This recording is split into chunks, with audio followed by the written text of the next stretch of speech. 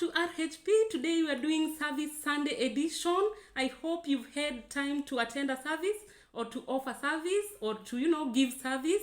And I hope it went well, if you went to church, if you are doing something else. I hope your day is ending well. And so I wanted to share something small, something about service delivery. There are people who give you service and, they even go an extra mile of what is the normal to just make you happy. People who are called to do what they do. And I want to speak of a particular situation that happened to me and how this person went overboard to show me kindness, which I didn't deserve, okay? And so let's go right into it. But first things first, if you haven't already, go ahead and subscribe to the channel. This is a channel that offers you nothing other than good health content that could be beneficial to you or to somebody close to you, somebody that you care about. Okay, so there is this one time I was having a miscarriage. One of the many miscarriages that I've had. This one hurt the most because it came after a loss of a baby. And so I was looking forward for a beautiful experience. I was looking forward for another delivery, and hopefully that this time round I'll walk out of the facility with my baby. But that was not the case. Anyway, that is not the point of the story. The story goes like this. As I went to the clinic that morning, I was sent for a scan.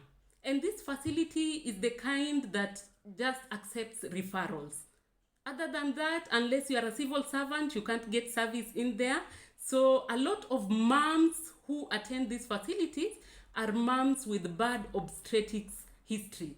And I was one of them, okay? Like I've said before, I had had a miscarriage before. I had child loss. And so I fell in that category of bad obstetrics health. Okay. And so this morning when I went in, I was sent for an ultrasound scan so that they can check what is going on. And I remember when I was lying on the bed, when the radiographer was taking was doing the scan, I could tell all was not well.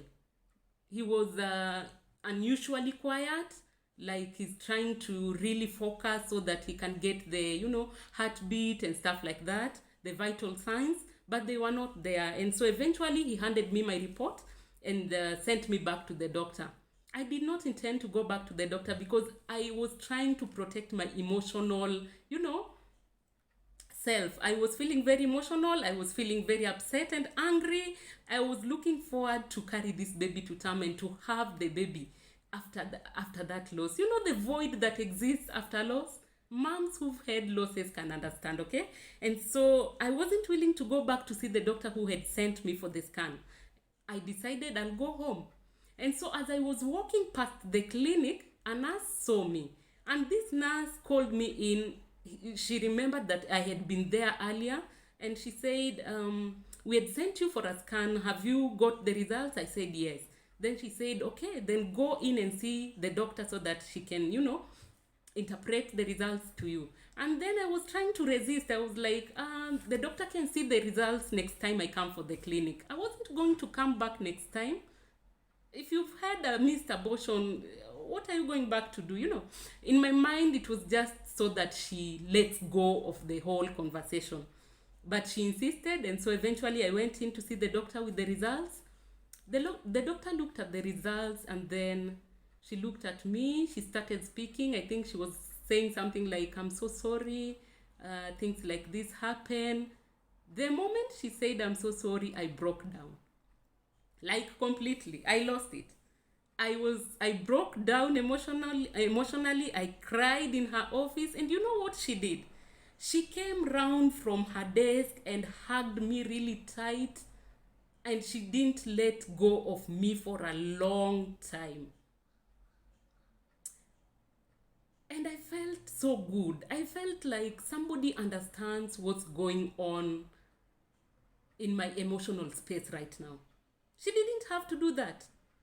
She could as well have just sat, behind her desk and, wait for me to calm down before she continues to talk to me. But her coming round her desk and holding me, And while she held me, she kept on saying, don't worry, God is going to bless you when the time comes. I know a lot of people don't like hearing these sorts of,